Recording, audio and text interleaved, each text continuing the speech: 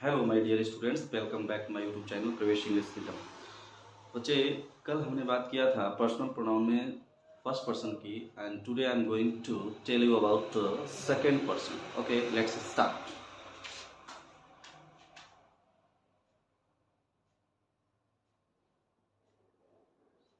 Second person की अगर हम बात करें तो सेकंड पर्सन में ओनली यू को रखा जाता है। You family.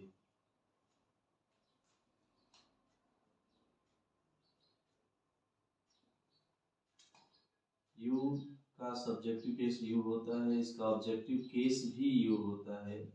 Possessive case of adjective your and possessive case of pronoun yours. You, तू, तुम लोग, तुम सब,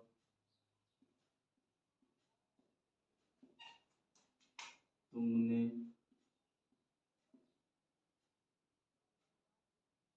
तुम लोगों ने,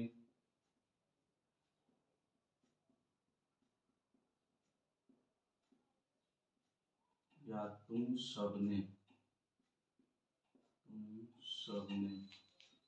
ये सब्जेक्टिव केस होता है।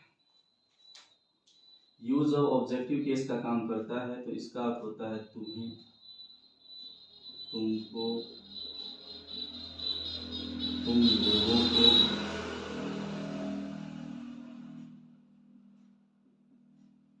तुम सबको,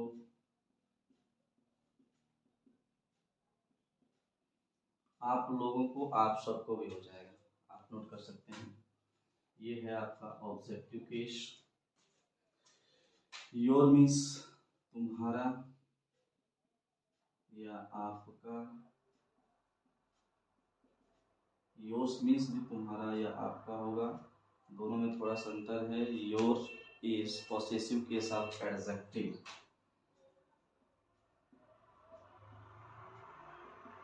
whereas yours is possessive case of pronoun।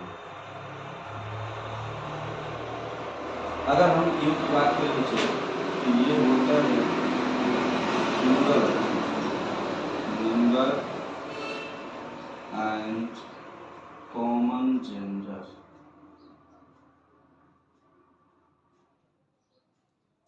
अब हम बात करेंगे थर्ड पर्सन की। जैसा कि हमने बताया था कल, थर्ड पर्सन में ही सी इट, जिसके बारे में बात करते हैं थर्ड पर्सन होता है। ही सी इट दे प्लस जितने भी नाउन हैं सब थर्ड पर्सन में आते हैं।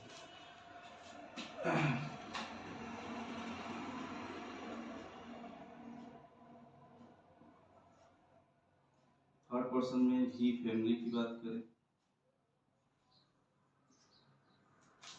तो ही मीन्स होता है, ही का subjective case he, objective case he, possessive case of adjective his and possessive case of pronoun भी हीज होता है।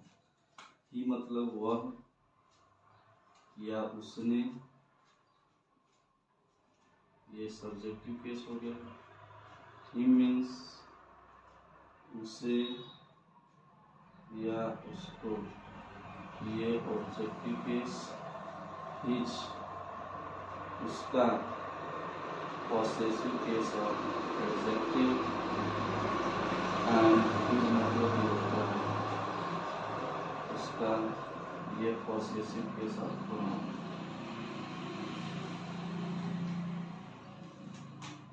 अगर इसके नंबर की बात करें तो ये सिंगुलर होता है, सिंगुलर नंबर। एंड जेंडर की बात करें तो मैस्कुलिन जेंडर होता है, अर्थात ही का प्रयोग पुरुष जाति के लिए होता है, मैस्कुलिन जेंडर। आगे हम बात करेंगे सी फैमिली की। सी family,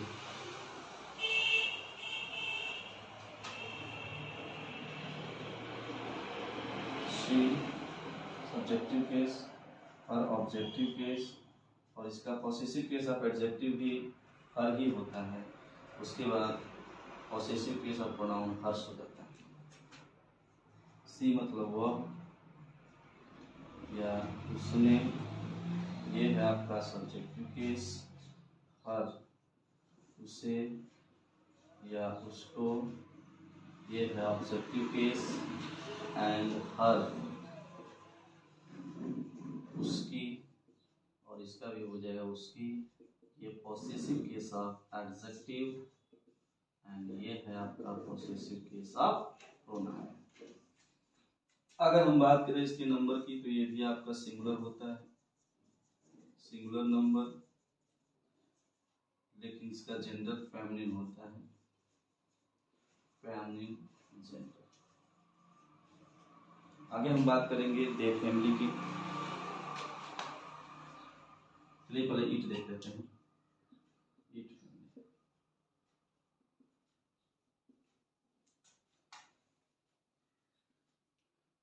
it, it and its, इसका पॉसेसिव केस ऑफ प्रोनाउन नहीं होता है। ईट का केवल पॉसेसिव केस ऑफ एडजेक्टिव होता है। इट मीन्स यह या वह, जब सब्जेक्टिव केस का काम करेगा। इट मतलब इसे या उसे, जब ऑब्जेक्टिव केस का काम करेगा।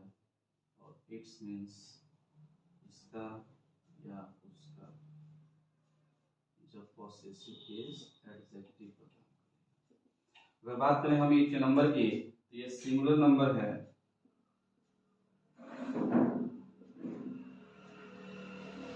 एंड न्यूट्रल जेंडर, जेंडर इसका न्यूट्रल। आगे हम बात करेंगे दे फैमिली की।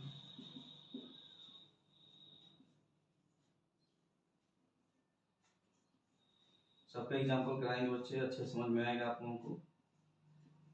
दे, them, their and theirs. They means वे, वे लोग, वे सब, या उन्होंने भी हो जाएगा, आप लिख लीजिएगा उन्हें, उनको, उन सबको, उन लोगों को, ये ऑब्जेक्टिव केस। दियर, उनका, उनकी, उनके, पॉसेसिव केस ऑफ एडजेक्टिव। और दियर्स मीन्स जो होता है उनका, उनकी, उनके, पॉसेसिव केस ऑफ।